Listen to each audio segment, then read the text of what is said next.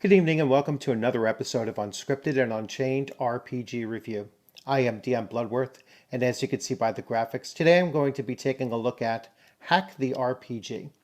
So what this is it's not an actual RPG itself.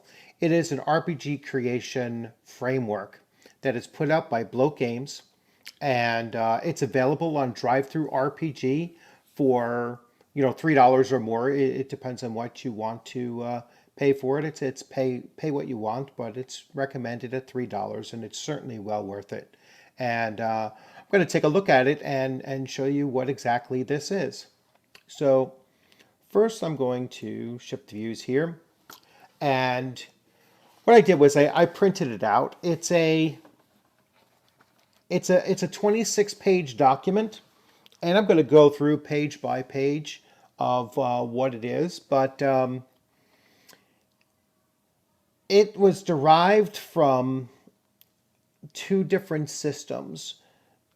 Eric Bloat was taking his Blackest of Death system along with Black Hack and kind of combining them up. And he was, as he talks in the introduction, he was trying to come up with a way of taking those rules. So his normal rule set for the Blackest of Deaths runs about 200 pages, and Black Hack runs about 200 pages. And what he wanted to do was to come up with a system that is simple enough, but still like a fully formed RPG that you can get in under 50 or so pages. And so these are the examples that that he has using that system. So this is just this is the meat grinder version of the Blackest of Deaths, and it's abbreviated, and it's just the rules without any of the advantages and disadvantages of your dice rolls and such, and so that's why it's shorter than the full version. Also utilizing this system, Eric Bloat and his team created Valor Knights, which is kind of a transformer type game, so you're playing Transformers basically, and again, the system is very, very simple, using just the mechanics that are found in the Blackest of Deaths and his other pieces of work. And this one here is still under 40 pages, probably about 32 pages. So a 32-page fully realized RPG, and that's because the rule system is very simple, and the character models are very simple, and I will go over those in some detail. You have Operation Bug Hunt. So once again, another full RPG, and in under or about 50 pages, 52 pages. So this one's a little bit longer, but there's a lot more background detail in this than in the other games. And these are all designed to kind of fit that that RPG zine size kind of presentation. So we have Isle of the Amazons. This was a Kickstarter I had backed, a little while back, and once again, these are self-contained RPGs, less than 40 pages long. So let's go right into the system very quickly, and I will shift views once again. So let's go to my desktop view and bring up. So here it is. What is the Hack RPG?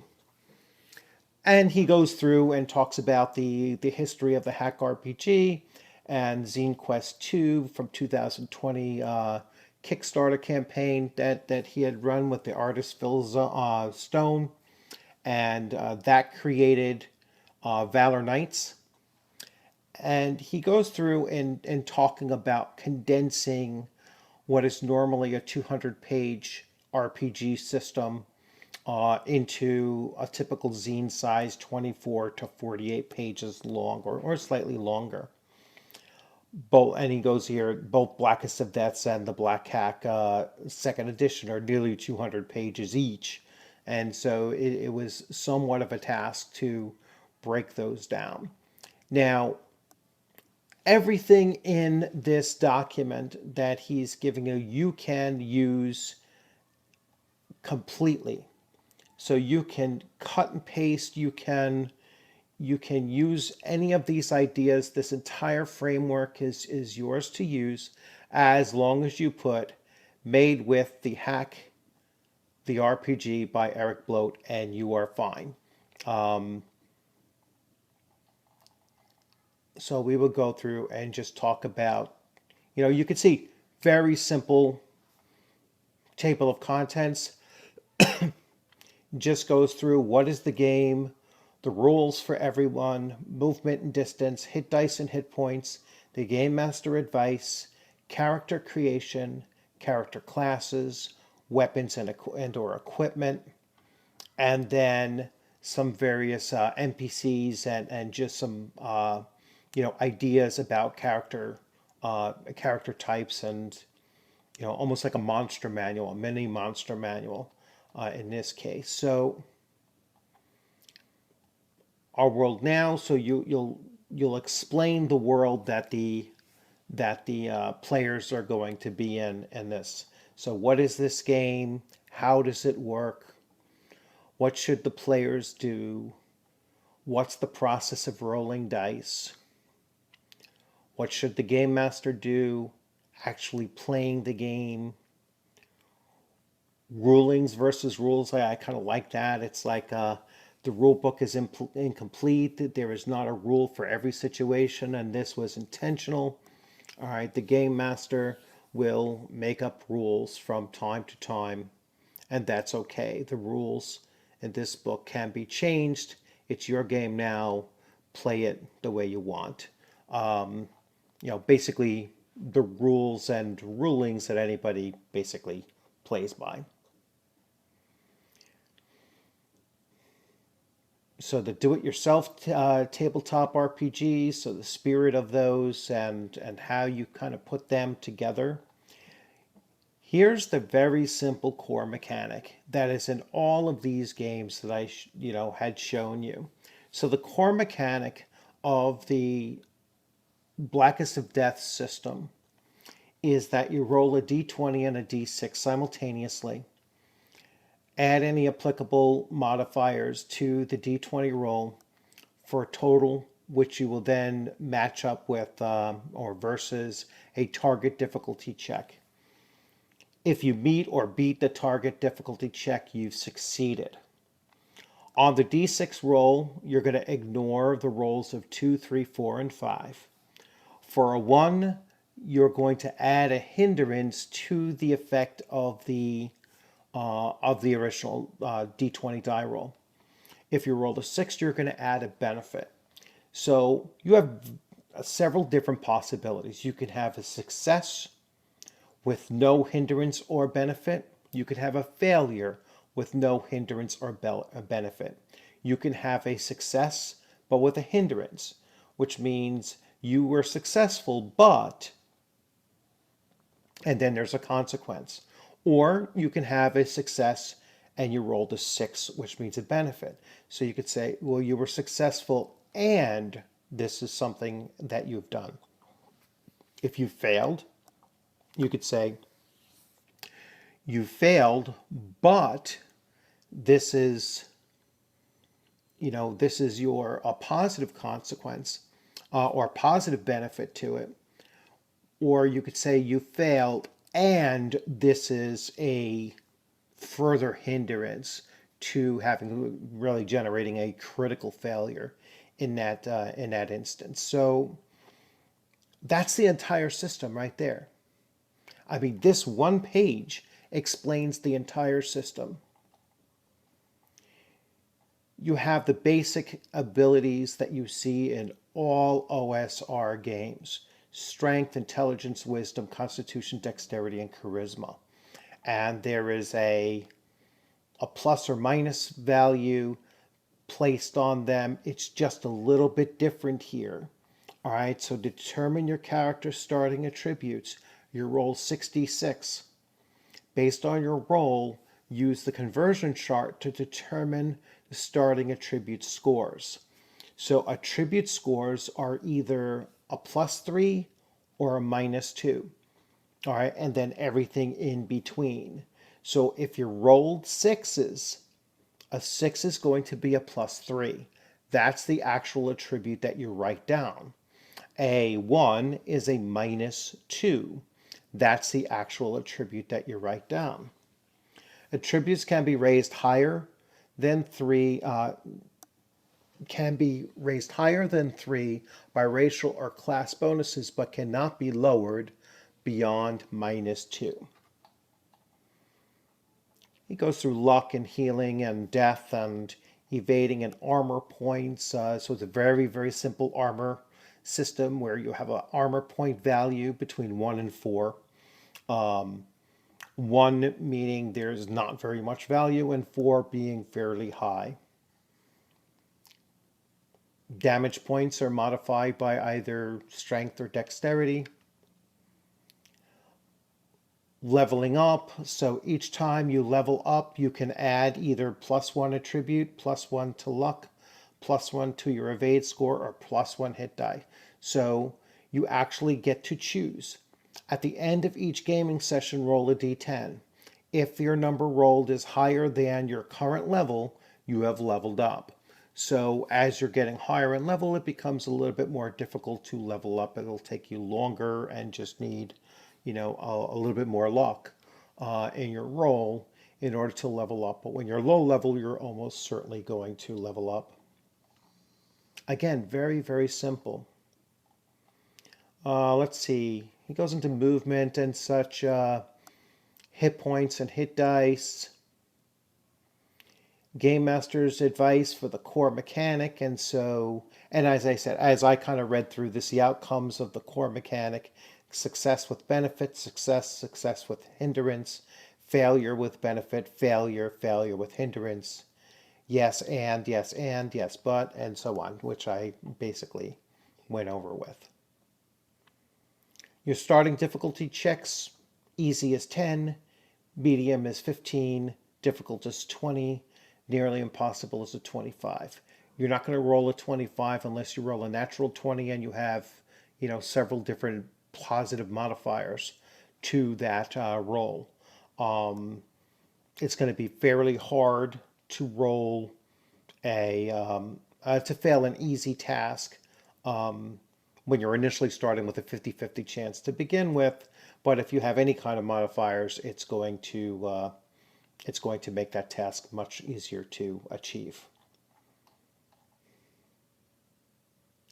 I want to show you a character class in one of these game examples because we're pretty much to well, here we have a character here. So this is a leader, kind of a character class, and it just tells you what the hit points bonus is for this character class, the hit die that they use, their armor points that they generally have, their attack is, and there's an example here. Their attribute bonuses. All right, so this is what they get. They get a +1 to charisma and intelligence and a -1 to dexterity. Their size and robot form, because this is based on Valor Knights. The suggested vehicle form that they would take. Their special is the leadership matrix. So this is their special abilities based on the character class. And then it just goes through. This is a 1-page character class description. All right. There's only 2 or maybe 3 special abilities that each character class has. And that's it. So it's a very, very simple system to utilize. Here's a warrior. Here's a support a support bot, a mini bot, weapons and equipment dealing damage to the characters and how that's done. Some examples of NPCs. Here's a random background generator, and then the open gaming license. And that is pretty much that. So as you can see, you can take these various components of this system and you can transport them over to any kind of theme or genre that you want. You can keep character classes extremely simple as they are shown here. You don't need pages upon pages in order to make a really good RPG. And every one of these, I mean, they're all, you can see how small they are, and fully realized there's several character classes in every one of them. The system is the same from one to the other. One of the things I really like about this system is that if you do make multiple types of genres of RPGs, they're all going to be compatible with one another. And that's one of the things that I really liked about Bloat Games to begin with when I first discovered them. I first discovered them with their Survive the Zombies, the second edition of that, and then I started to pick up all the rest that Eric Bloat has basically put out. And the thing that I liked most about it was how portable everything was, how much you can integrate these different game genres into the same group of characters, the same character stories, or whatever. And so it just is a seamless transition from one game system to another because the core rules are the same across the board. The simplicity is the same across the board. And so there's very little tweaking that you have to do. There's no major conversion that you have to do to bring a character from one to another. And so, when I saw this for, $3, I was like, wow, let me get a hold of this. Let me take a look. The other thing that I wanted to point out with this, and that is, that was the last page that I didn't show you, is that this is intended to be a living document. In other words, Eric Bloat, and his team are going to continue to add to this document. So once you've bought it, the $3 down on this, once you've bought it, there will be updates, and they will continue to add more and more to this living document. And so it'll just keep on showing you how to keep on hacking your own RPGs, which is what it's meant to do. So once again, I hope you enjoyed this video. I'm giving this product my full endorsement. You can go to DriveThruRPG through the link in my comments section, and just type in Eric Bloat or Bloat Games, and look up the Hack the RPG, and you can pick it up. And you can see other games that he also has on there. He has quite a few now, so and I highly recommend them all. So please give it a look. Enjoy the rest of your weekend. I look forward to seeing you on the gaming screen sometime soon. You'll have a great evening, and a couple days I'll put up another video. So you enjoy.